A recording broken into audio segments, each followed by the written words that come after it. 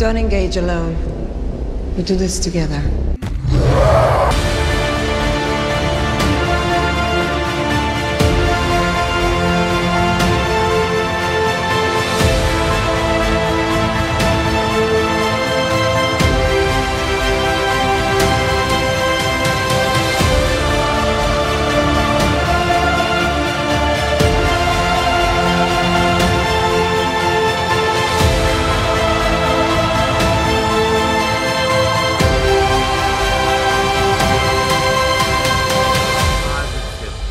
Yeah, we got it.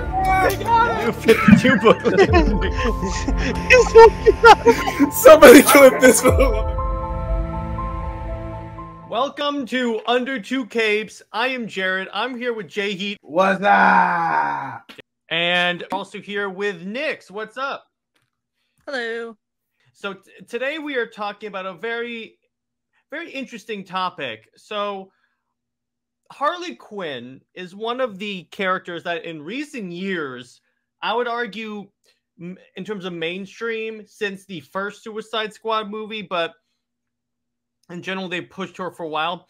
She seemingly appears in literally everything. And to a degree, I get it because she is a popular character. But at a certain point, it gets really forced. Am I right, Nix? Oh, definitely. And this, I'm like a big Harley fan. Even I can say it's a bit much. How about you, JHEAT? Okay, in my opinion, hopefully the lag fixed. But in my opinion, Harley Quinn, you had BTAS, you had the animated series, the Justice League cartoon. I'd say in the past 5 to 7 years or so is where things started getting overboard, because you had a strong progression from the animated series to her being canonized in the comics, still, and even character development where she acknowledges she's hurt people, where despite her madness and love for the Joker, there are still long-term consequences. Then New 52 happened. Oh, you pretty much put the victim label on it. Now, granted, I am not downplaying DA or bad relationships in the slightest. I am not. But at the same time, in most adaptations, other than BTAS or Harley Quinn the animated series, which is just a Rick and Morty ripoff, you remove the aspect of, oh, Harley was a striving psychologist that was a little too ambitious for her own good in context. Because who in their right mind would interview Joker of all people? Unless it was for a book. If we're taking Arkham Origins as the meeting, Joker wasn't really that well known back then. At that time period in the canon is what I mean. I get your point. Nix, your rebuttal? I just think it's funny that her in the comics origin, like for the tie-ins for the animated series, they pretty plainly state that she's like not a very good psychologist. Like she basically slept her way into getting good grades, and Alfred even mentions that she had a bunch of like pop self-help books.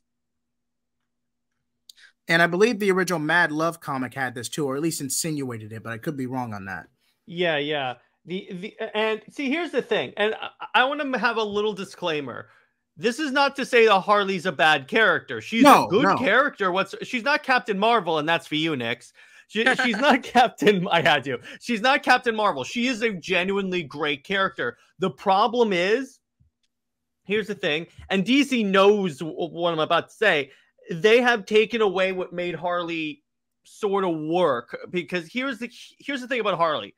She represents the manipulative ability of the Joker. Here's how I know DC knows this. How do you explain Punchline? Okay, that's just for royalties. And by the way, and Nick's nice profile picture. But the thing is, I guarantee you DC was willing to publish Punchline because they recognize that, okay, so Harley Quinn works here. We can't undo all of this development. So let's invent another character that's basically the exact same thing as Harley Quinn, but not Harley Quinn.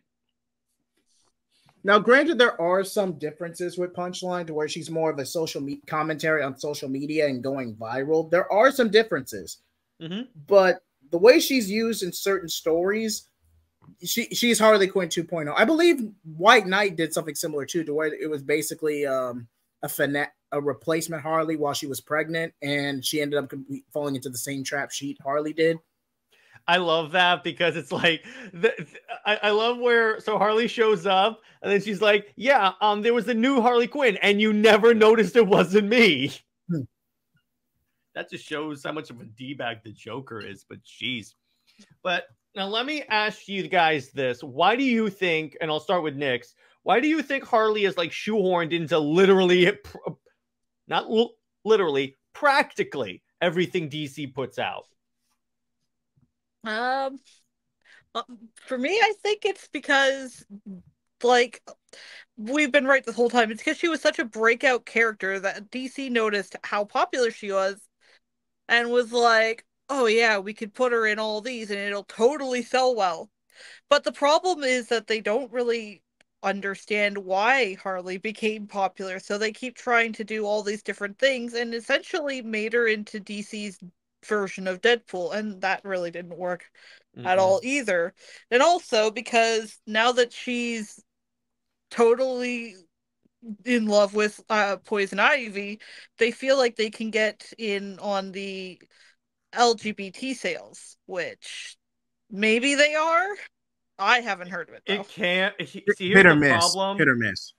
DC and Marvel have been trying to reach the mythical new audience. The problem is that never works. No. Do some people come in because of this? Yes, I'm not downplaying that at all. I'm sure it happens. It's not to the level that DC and Marvel think it is. And by yes, I do say DC and Marvel in that order because DC. Marvel is notoriously guilty of this. The only reason Rebirth is considered a critical success is because Marvel Now and All New, All Different. Yeah, I'm saying that's the one reason why Rebirth outsold Marvel. That is literally the one reason. But my other point here. Actually, no, JHEAT, you go ahead. Why do you think? I'm in a similar vein too, next to where Harley is very oversaturated as an IP. Now, this is before Harley the animated series. If you go by Bruce Timm's commentary in the DCAU DVD releases, they were pairing Harley and Ivy, at least to a degree, for a while. It's just the censorship division of the network would never let them do it in syndication. But even if you factored that, it just reduces Poison Ivy from a femme fatale to Harley Quinn's post-Joker rebound. That's not a very good one at that. And because Ivy can be controlling. She literally manipulates people with pheromones. But not only men and women. She was literally very violent to Harley. Harley didn't even have to step out of line as far as she would with the Joker. Harley snores in one comic panel, and Ivy just beats her for it. Oh, jeez. I did not know that. Wow. Well, it was in one of the tie-in comics. Oh, yeah, wow. Good work, DC. Good work. You're really showing positive relationships in there. But the part that really grinded my gears, because again, I think like mainstream wise, instead of comic books, it started with the whole Suicide Squad movie. I got annoyed when people started calling Harley and Joker couple goals.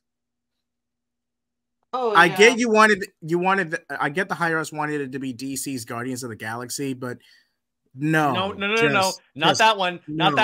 The one that the David Ayer one is what I'm talking about. Not the crappy one. Even if we factor the Ayer cut, it still doesn't change the fact that Joker doesn't care like that. Well, here's the thing. The actual Ayer cut was going to have the actual Joker-Harley relationship where he's a little bit more, like, abusive. And the other one, it's like they were so in love. That's why you got the couple goals. I think, too, this really disgusted me because my younger cousin ended up falling into this. They really marketed it towards, like, a younger... Not like super young, but younger demographic. Hot topic. 10 plus, preteen demographic, yes. Yeah. My cousin was like 14, 15, begging her mom for property of the Joker Harley Quinn jacket. Oh. I got it for a Halloween costume when I was like, I don't know, definitely 18 or older, but... Well, that ain't good. Oh, jeez. No. I let her borrow it once, and her mom said it was okay if she was borrowing it. She just wasn't allowed to own it. Yeah, see. But even then, I was like, I don't really feel comfortable letting you wear it. Given the context. At all. Now, but here's the thing. The other thing that I just remember I want to say, the other thing DC doesn't realize, going back to our discussion of Harley being DC's Deadpool, they already have a Deadpool. His name is Ambush Bug. So I'm like, name one main property where Ambush Bug is used. Name every one. DC comic in the new 52 at the end of the comic book, JHEAT. I meant in terms of other adaptations. The only adaptation I've seen of Ambush Bug is when they use in Batman Brave and the Bold, where they use him instead of Batmite for gag episodes. Oh yeah. Breaks. My point is, he's the one that fulfills that role of the self-aware superhero. Harley really didn't. That's the interesting thing. And the other problem I have is that with Harley Quinn, because again, she's a good character, but I get what they were going for. It's just, here's the thing, that animated series just really, it doesn't sit well with me for some reason. Probably because typically as a DC fan, I'm as the DC fan that I am, the content I enjoy, I don't like very vulgar stuff. This is also why I don't like James Gunn's DC content so far, because all of it has been like very juvenile high school humor. So I'm like, I hate this. But the Harley Quinn show was like taking that up a notch, and I'm like, no. Yeah, I tried. I gave the show a genuine chance. Mm-hmm. But like, I think you hit the nail on the head perfectly. It's juvenile. It's too much too once, like one point, and it's like, honestly, I don't even think they get the characters very well. I've seen their design for Talia al Ghul. She looks like a Californian MLM mom. That's accurate, not gonna lie. Now I will say, the funny part was when Robin is trying to get her to be his nemesis. That was funny. I'll give you that. But it's just the problem with that. And also it was part of what made Kite Man cool. So I'll give you that. So I'll say a big hearty hell yeah. But they did my man dirty. Oh, my poor guy. He got done dirty. Yes, he did. It's just the problem with that show is that it basically placed Harley as like the linchpin of the DC universe, and she's not. This is the problem, because people are starting to think that like Harley is the fourth member of the Trinity, and I'm like, no. The fourth pillar of DC. No, she is not. She's popular, I'll grant you, but no. Arguably, Nightwing is probably the fourth pillar. If you really had to make that argument, but Dan DiDio might say differently. Good thing he's not running DC anymore. But that's besides the point. Actually, that may not be a good thing, JHEAT, because at least back when they had when he ran DC, they were less likely to pay attention to what Twitter wanted them to do. 3 words: Rick Grayson saga. I'd rather have someone in charge that didn't pay attention to Twitter. Oh, here's another example. The destruction of Bloodhaven in Infinite. Was it Infinite Crisis? No, it was Infinite Crisis. Oh, thank you. Still, the destruction of Bloodhaven. Not paying attention to Twitter. That would be nice. I'll give you that. Say what you will about the man in terms of how he managed the IP, but at least he kept a balance between feedback and corporate trends. At least he had a balanced business style. I got to give him that. Although when you listen to 5G, through his 5G plans, I'm like, oh, I'm actually kind of glad you're not there anymore. But regardless, it's like then, see, my problem with what DC has been doing lately, and this applies to Harley Quinn especially, is that they treat these characters as if they're as popular as like Superman, Batman, and Wonder Woman, which they're clearly not. Like, there's no way Harley Quinn is as popular as like Wonder Woman in terms of female superheroes. Oh, but no. Let me rebuttal that, because there is a difference between a character that is iconic and a character that's popular compared to a character that can sell.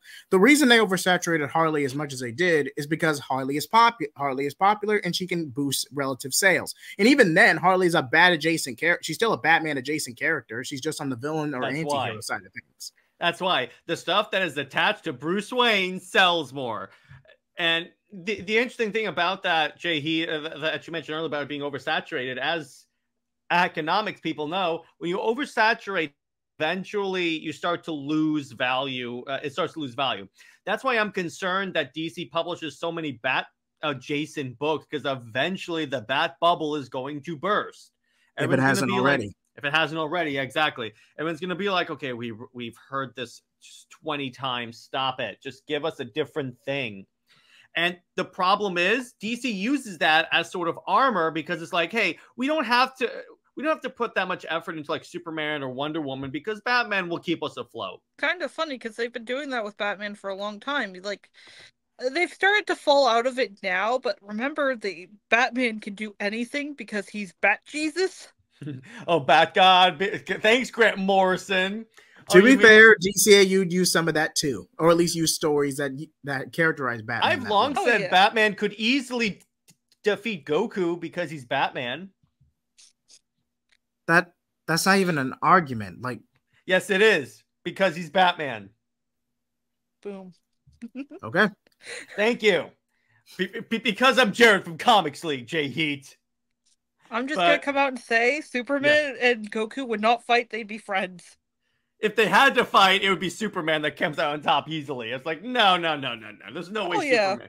Unless Goku managed to find kryptonite, though I doubt it. Mm-hmm. Tell that to the Death Battle fans. And even then, Goku wouldn't, because, like, Goku lives for the challenge. If he got a good challenge out of Superman, he'd be loving it. Mm-hmm.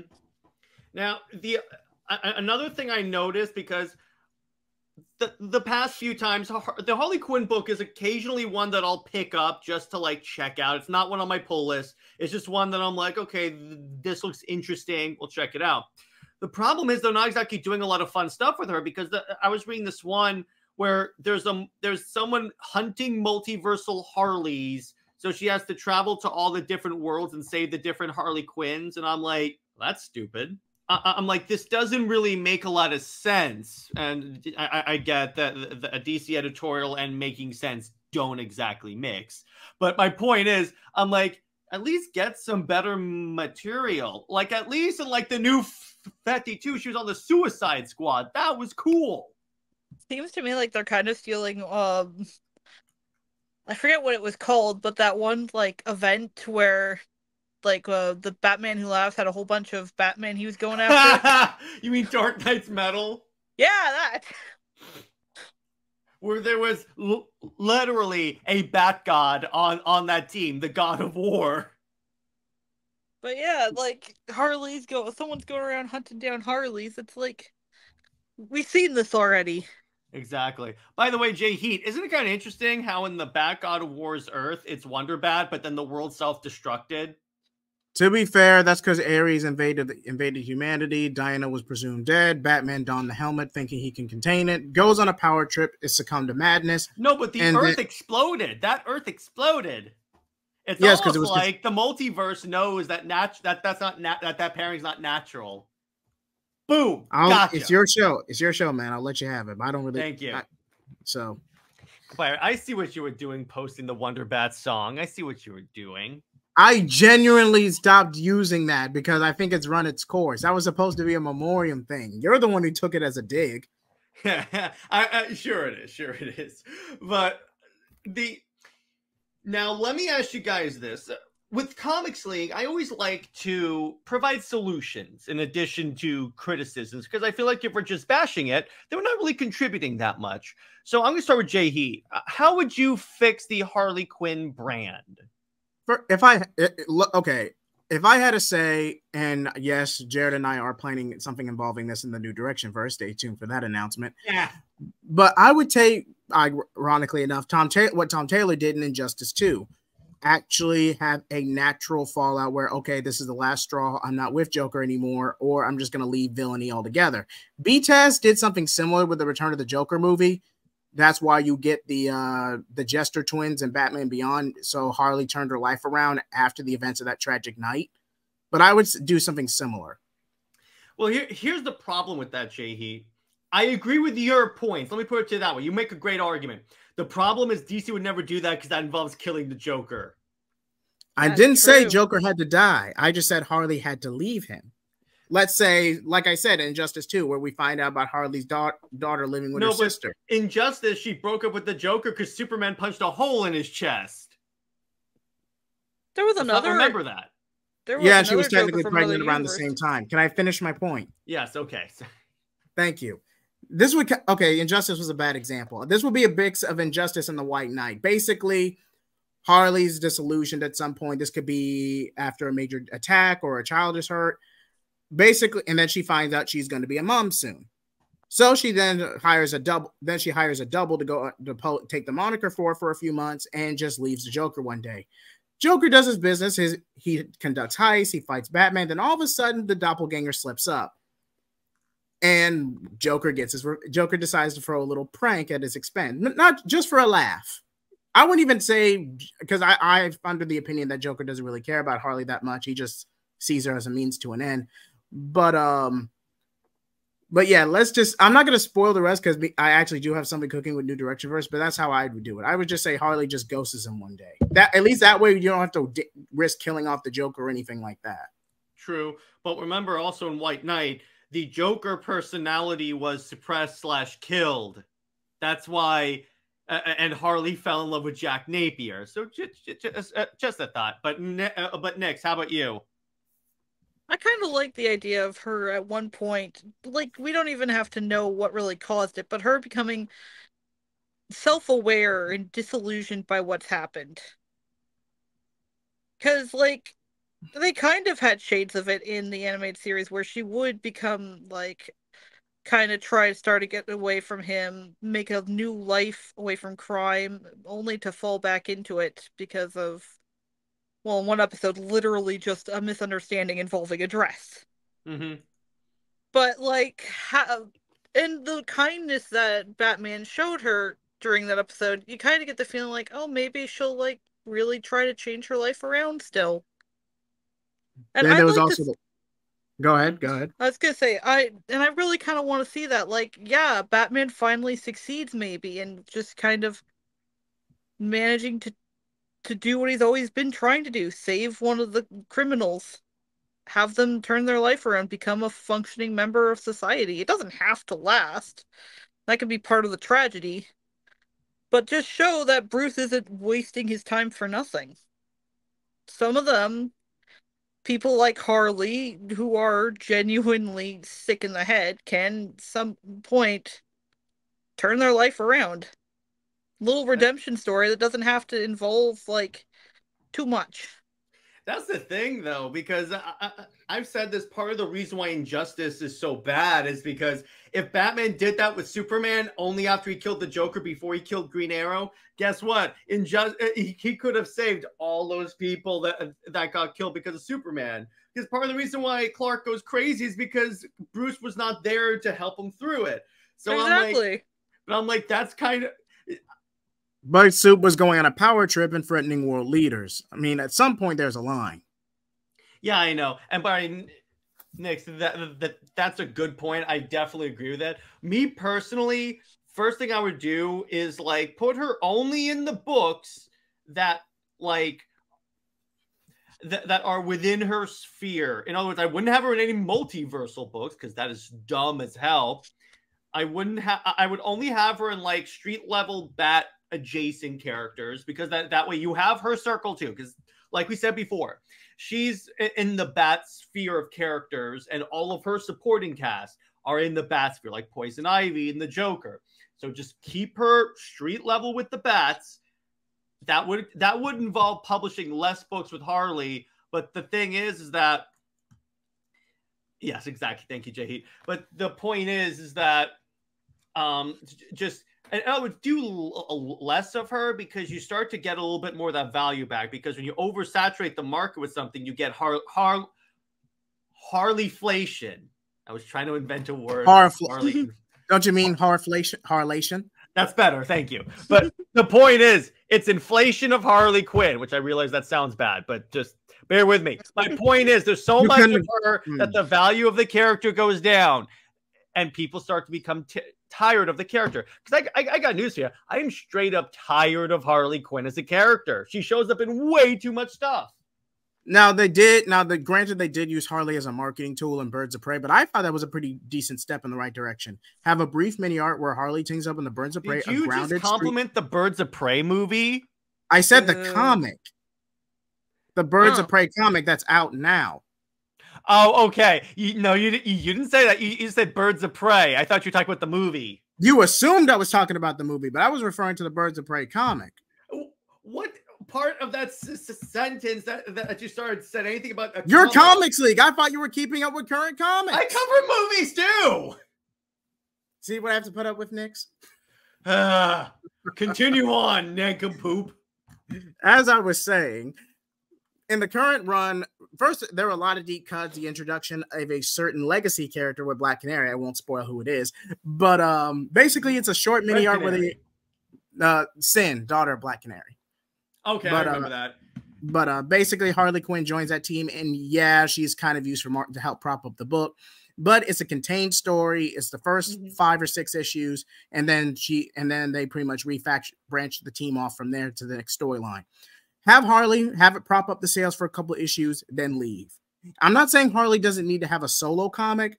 Just if you're gonna prop this character up, give her a role of significance. That's all I'm saying. Well, the other thing that I will bring up about that Harley comic, about that Birds of Prey comic. My problem with it, you can't have a Birds of Prey thing without Batgirl because she's kind of important, or at least Oracle, and you don't have her in there. There's an in-story reason that's explained at the end of issue 5, but I won't spoil it on here. You can spoil it for me because I really don't care. If you can put in the private chat if you don't want to spoil it to nice people at home. But yeah, when I watch that, I'm like, that's the second time they've done a Birds of Prey thing, whether that be the movie or the comics, where Barbara is excluded. I get because you did in the movie because you didn't introduce Barbara, but then make it a Gotham City Sirens movie because that does not have Barbara and has like Poison Ivy and Catwoman. That would be better. It just, see, that's like having the Justice League without the Trinity. It just doesn't look right.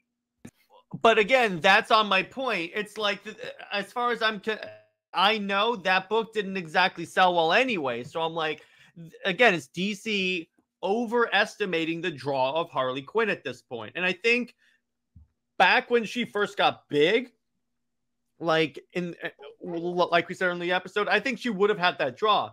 But the problem is they're going to start to realize that because they oversaturated the character, she doesn't have that draw anymore. That's a very good point, especially with Harley Quinn, the animated series, because that's really technically Harley Quinn, the animated series, is the only HBO Max DC original they have right now. Technically, I hate to say Snyder this, Cut counts. Yeah, but it might be licensed out if Zaslav sells off Warner Brothers. But even if we're not counting Zack Snyder's Justice League, it's still one of the only few DC originals that are ongoing, with the exception of Velma, but I'm pretty sure that one was greenlit for 2 seasons to begin with. What do you think, Nix? I definitely think, nowadays she's just oversaturated. I think we'd all benefit if they just stopped using Harley for a little bit, or at least tone down the Harley. Tone down the Harley. Yes, exactly. I do agree. And yeah, again, the way I would do that is you could put her in other books.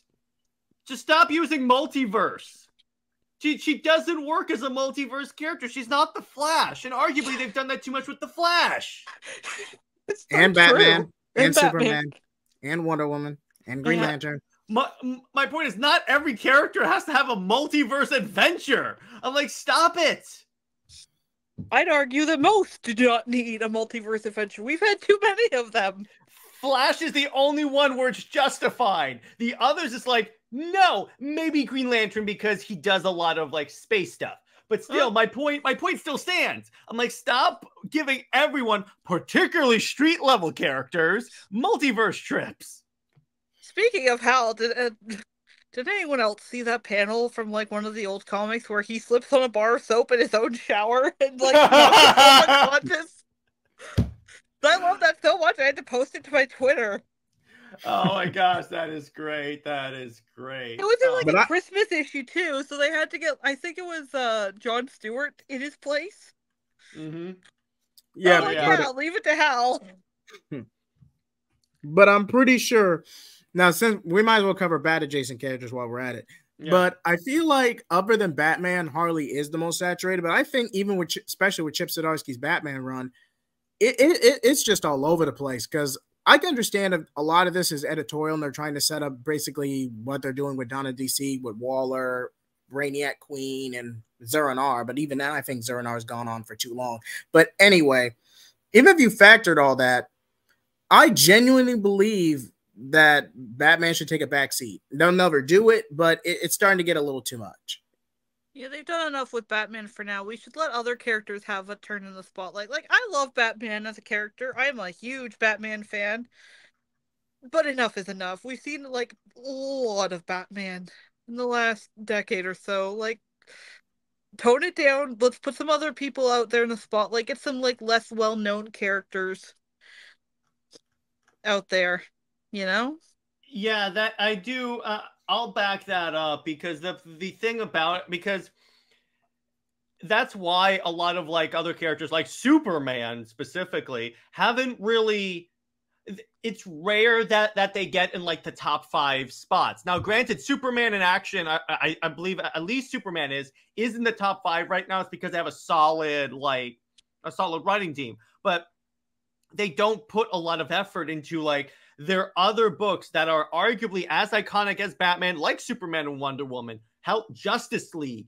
And the way I've always thought of it is to write for any of the original 5 Justice Leaguers, like Superman, Batman, Wonder Woman, Flash, Green Lantern, Aquaman, and maybe Martian Manhunter. Let's say that.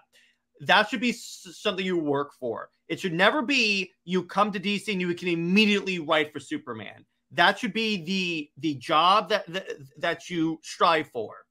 And a certain someone, although they had merit in the past, has definitely fallen off in old age. That is all I will say. That certain individual whose last name starts with a B is the reason why I said, no, we need merits, because it's obvious that doesn't work. I'd honestly really like to see, like, I don't know, like... Vixen. Let's get more books for Vixen. She's got a very cool, unique power set, and I don't think I've really seen a lot of people do too much with her. And that's arguably she's DC's Black Panther in a way. Yeah. I mean, I remember her from Justice League Unlimited, and even with what little we got of her in there, I really loved. Did you see the Arrowverse animated movie they made for her? I did. That was really good. And I think it's really cool that she's got like these powers that give her like the strength of different animals. That's, we can do something with that, DC. Yeah, we do something with that. And Nix, you might agree with me on this, but I was at least now older. When I was a kid, I didn't care. But as I got older and I went through just watching BTAS and Justice League again for the sake of it, I got annoyed that Vixen was pretty much reduced to being John's post-star cross rebound. Now, granted, this is adult themes. This stuff happens all the time, but they never officially contextualized how John Stewart and Vixen broke up. There was a tie-in comic. 2 of them actually. There's when one version Vixen was killed off, the other it was it was with Justice League Infinite. Justice League Infinite is the one where they actually break up. The one you're thinking of, they did a continuing comic that basically is justifying how John Stewart, how John and Shiera had Warhawk, and that's where Vixen dies. But in the actual tie-in comic, like that's considered canon now, it's that they broke up because they were in the multiverse, of course. Speaking of multiverse trips, and Shiera was injured, and John showed such great regard for her that Vixen saw, okay, you obviously love her more, so go be with her. And you know what? That's pretty mature of Vixen, I've got to say. But yeah, it kind of does bother me. Like, not for any, like, oh, female empowerment, blah, blah, blah. Just, like, as a character, Vixen deserves to be more than just the second best. Like, John's second choice. Not saying that John's a bad character. I watched Justice League before I ever saw any comics, so John Stewart, like, is the Green Lantern to me. He's my favorite Green Lantern. But, like, he did Vixen really dirty. Mm-hmm. And it's kind of sad. Wait, Nick, so you're telling me that Bruce Timm destroyed another DC character? Gasp! Say it ain't so! You are never going to let that go, are you, Jared? That is correct, good sir. Never. Like, I'm not going to say because of these people. It's because of him that people think Batman and Wonder Woman have always been a thing. To be fair, the actors had great chemistry. You got to give them that. I don't care if the actors had great chemistry. The characters don't. I could care less if the actors had chemistry. Don't let the DeCamu fans hear you say that. Oh, the DeCamu fans will agree with me because they broke up Superman and Wonder Woman off screen. And before you say JHEAT, yeah, I'm never gonna let that one go. I will. Actually, my response was, you got a throwaway line. I mean, you got some context. I will say I am a big fan of Shiera and John, but yes. like the way they kind of like, oh, he's with Vixen now. Oh, but he still has feelings for Shiera. Oh, they're gonna have a kid together in the future. And you know what? John's like, oh, I don't want to be a slave to fate. I don't want to be Destiny's puppet. I'll make my own choices. It's a pride thing. Proceeds to be a tool of fate because like, he still ends up with Shiera. But that it was his choice, technically Vixen's, because she's the one who's like, no, I'm breaking up with you. You clearly deserve to be with her more. Vixen walked away on her own accord, technically. Yeah. But like that John decided he didn't want to go back to Shiera just because, hey, in the future we're gonna have a kid, shows that, you know, he John never would have gone back to, because you got to take Starcross into context. He was basically the brief fling while Shiera was undercover. That's going to be a blow to a guy's pride. So him taking a step back. He loved her at the end of the episode, though. He did, but come on. I mean, Shiera was technically working with Dr. Fate on a redemption arc for 2 years. But John was going through a whirlwind of hurt, got dragged into a dogfight on top of an alien invasion. Like, you just don't walk away from that. You don't. It's no wonder he went bald. All the stress. That's no so comment. True. That's so true. I love that. That's good. I actually like bald John, though. It's a good design. Yeah, bald with the goatee actually works for me. I'm like, oh wow, that's really cool for you. Makes him seem a little more unique than like the stereotypical ex-military dude with the buzz cut. Yeah, where are you going with this, Jared? No, I'm saying because anytime you see a character that's like that's like from the armed forces, they always have the buzz cut and everything like that. Where with John, it's like he went bald and then he had a goatee. That's at least unique in some way. Like he did have the buzz cut for like Justice League, but then I don't know. I get the kind of feeling like it's character progression. He had an arc and we didn't see it. He had an arc. It's like Wally as a prank shaved half his head, and then he's like, "I'll keep it." Actually, that doesn't look that bad. I could so see Wally doing that. But yeah, the thing about it, that's my one ding on Justice League Unlimited is that it just shows up out of nowhere. Oh my gosh, he's with Vixen now, but Shiera's back. Oh my gosh. It just got too soap opera-y for me in that one little regard. Yeah. But yeah, go ahead. I was going to say, I do like what they did with her in Wonder Woman, though, where Wonder Woman is genuinely hurt by her betrayal and the lies she kept. So they can team well together, but they're not going to get along as well as they used to, because Diana, you get the feeling like she's very proud and she considers her female friends a bit more higher up than her male friends. So it hurts a bit more, which makes sense for her character. That's the other character that Bruce Timm destroyed, because here's the thing which you gotta understand about Wonder Woman. He made Wonder Woman characterized like Shiera. Like Wonder Woman was like ridiculously violent, always punching people, barely ever warm to anyone besides Batman, but that's because Bruce Timm had a stupid agenda. Well, big surprise from the guy that thought Batman and Batgirl was a good idea. I'm gonna defend Wonder Woman. First of all, if we're gonna drag Bat Cess into God, this turned into a goddamn shipping war. But if we're gonna edit this out. We're gonna edit this out, believe me. But if we're gonna drag, we're not. If we're gonna drag Bat Cess into this, they just needed an excuse to why the Bat family broke up, and that was a combination of two factors. Yeah, but JHEAT, it was Timm getting tortured. Don't get me wrong; it was ultimately Timm getting tortured. But you still had to explain Why would Batgirl leave? She's had an intern attraction for Bruce for the latter half of a decade. But JHEAT, here's what you got to understand. Bruce Timm's own private statement say he always thought that there was an attraction between Batman and Batgirl. Oof. Bruce that doesn't Timm mean you himself. act on it. That's why I'm saying, well, yeah, but that's why I'm saying, under no circumstances take Bruce Timm's opinion on the DC characters seriously. The minute that happens, his entire repertoire of characters is under question. I want to defend Diana. The WonderBat fans would argue Barbara was Bruce's post-WonderBat rebound, but that's besides the point.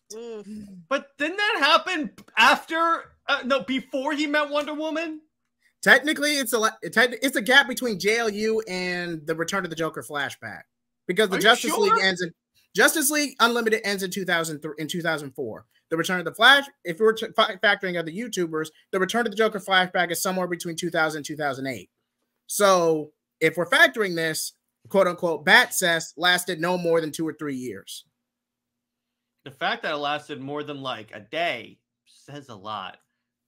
Don't get me wrong. I'm not the biggest fan of shipping, but if I'm taking DCAU and everything leading up to that into account, it couldn't have lasted no more than 2 to 3 years. And the funny part is that when you look at the timeline and beyond, it shows Bruce never got with Wonder Woman. I love to lord that over people. Like, and by the way, the actor said it wasn't going to lead to a relationship. It was just a fun bit of flirting. Just like what Zack Snyder said during Full Circle, which, by the way, that tweet should be going live pretty soon. Something tells me you kept that clip from the interview. I just posted it to my Twitter, by the way. I know I'm trolling him, but it makes for good content. I know I'm trolling him, but it makes for good content. So I know you do. I know you do. But by the way, you are. I just want to describe this scene. So JHEAT and Talati and I were watching the Full Circle event, and one of the things they did is they did a watch party where you could watch BVS alongside Zach, and then he would give commentary. So someone brought up WonderBat in the scene when Bruce and Diana first meet, and then he goes, I mean, I like it, but when you actually do the math on it, it doesn't work. It's fun to play with, were his exact words. Yes, and well, yeah, that's why everyone plays with it, but he was never going to put them together. I have no idea why people even thought that. Hey, those were key moments of Justice League. It was a part of people's childhood. The actors had chemistry. Look, I can contextualize this. But that didn't happen in Justice League. That's the thing. They just bantered and flirted a couple of times. I agree with you. Arguably, Wonder Woman's confirmed by the creators to be 18. That's just creepy. Oh, yeah, I forgot about that. What is up with Bruce Timm and putting Batman with very younger women? I don't know. We really need to downplay this because I'm pretty sure there's a child in the background because we really need to downplay this. Yeah, exactly. But yeah, so I think this is a good place to wrap it up before we go really off the rails. But if we haven't already. But this is a good one. So like, comment, subscribe. Be sure, especially like, because it helps this video get out there. Make sure to follow these kind people below. All their information will be in the description below. So, JHEAT, where can one find you, and what have we got coming out on your channel? Well, recently I uploaded a supercut of my recent Mass Effect playthrough. So, yeah, that should be a good one. And also, I got some Solitaire videos coming up. We also have New Direction vs. Wonder Woman coming up. Hopefully this Sunday. Hopefully. But that might end up getting delayed. I have to talk to Jared about that off panel. And also stay tuned for some Swole content. I know I've kind of been on the back foot about that, but I've been getting ready for midterm, so it's been a busy week for me. And yeah, like, comment, subscribe to all three of us, and thank you for joining us. As for me, I put out the video finally explaining, enumerating my reasons why I hate Lois Lane. That video has been doing very well, by the way. And Talati and I just completed Suicide Squad Kill the Justice League. It's a fun game. I enjoy it. I'm going to say that. And if you really think the Justice League are dead, you weren't paying attention to the game, because the game tells you, basically, they're not dead or they're coming back. But anyway, continuing on. Nix, where can one find you, and what have you got coming out besides Avengers 200. Well, you can find me at BunnyGirlNix on Twitter or X, depending on how you prefer to say it, but will always be Twitter in my heart. Yeah. I have a Ko-fi that you can subscribe to. I will be doing reviews of, depending on what tier, comic books, video games, manga. Yay! Yeah. Maybe some movies. That's going to be fun. I can't wait. Again, all of her information, all of JHEAT's information will be in the stream below. Before I leave, just want to remind you guys that we are discussing tomorrow for movie night. I say tomorrow because this is Friday. Batman Under the Red Hood. So that's going to be really, really fun. A classic. A real classic. So stay heroic, everyone. Remember, Lois Lane is Lois Lame. I'll see you later, everybody.